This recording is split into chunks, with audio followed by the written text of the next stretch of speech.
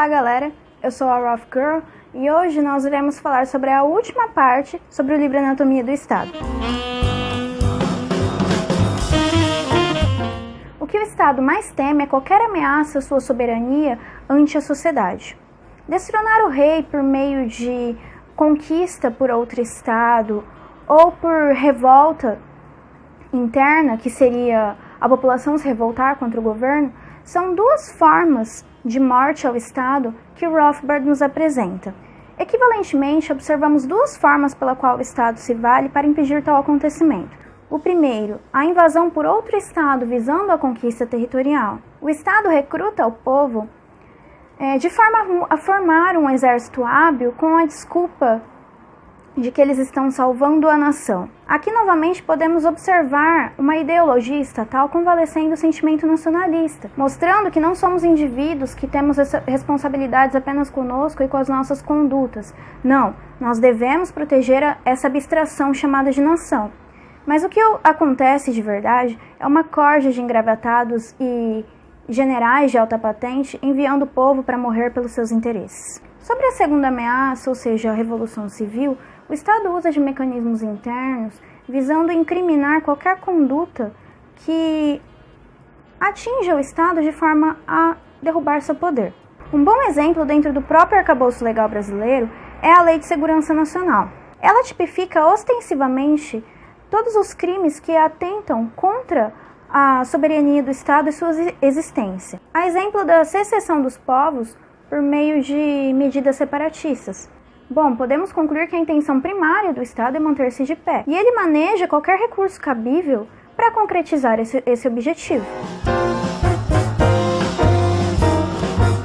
Visto que o Estado tem uma tendência natural de se expandir, a limitação espacial dos territórios que ele pode indexar ao seu domínio e a pluralidade de territórios existentes, podemos concluir que as relações de Estados com Estados devem ocupar uma considerável atenção. Rothbard pontua que o equivalente do constitucionalismo, só que para as relações interestatais, foi o surgimento do direito internacional.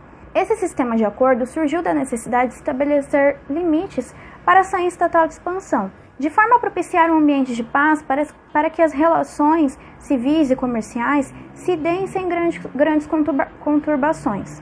E emergiu voluntariamente entre os Estados, sem um órgão central ditando o que eles devem fazer ou deixar de fazer, da mesma forma que as relações comerciais, criando sistemas consuetudinários, a exemplo da Lex Mercatoria. O que se observa é que ambos surgiram de forma a propiciar a paz necessária para que o comércio flua de forma estável. Com isso, podemos concluir que o livre comércio entre os Estados desencoraja as guerras e incentiva a paz. Depois, Rothbard demonstra que guerras travadas por entes privados ou estados mais remotos não tinham aquele sentimento segregacionista e nacionalista. Os civis não tomavam as guerras de seus soberanos como sendo suas guerras. Na realidade, não existia essa correspondência entre soberano e civil perante os seus interesses. Bom, com isso podemos deduzir que o Estado democrático que induziu esse sentimento nacionalista perante as guerras. Aliás, é muito mais conveniente incutir o nacionalismo para que seja mais vantajoso, porque naquela época das guerras, as pessoas viam como uma vantagem econômica. Então não era difícil ou forçoso o ingresso deles. Eles viam nisso uma oportunidade de melhorarem de vida e quem sabe até enriquecerem. Nessa época a guerra era composta por mercenários.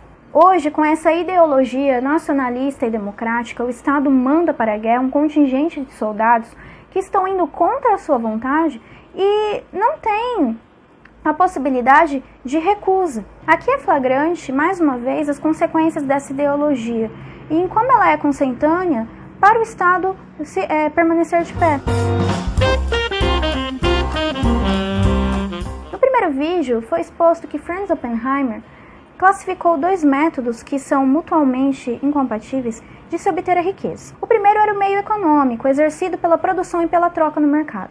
O segundo era o meio político, caracterizado pela violência e pela apropriação do bem do outro ente econômico. Nesse último capítulo, Rothbard cita Albert J. Nock, que explica que a história da humanidade pode ser definida como a oscilação entre o poder social, que seria correlato ao meio econômico, e entre o poder estatal, que seria o meio político. No período em que o poder social prevaleceu sobre o poder estatal, o homem modificou a natureza de forma a ser benéfico para a humanidade. Após esse período de prosperidade, é claro que o Estado sobrepujou o poder social, solapando esse progresso. Rothbard explica que, embora a sociedade tente diminuir o poder do Estado e prosperar, ele sempre vai se expandir novamente e vai voltar revigorado.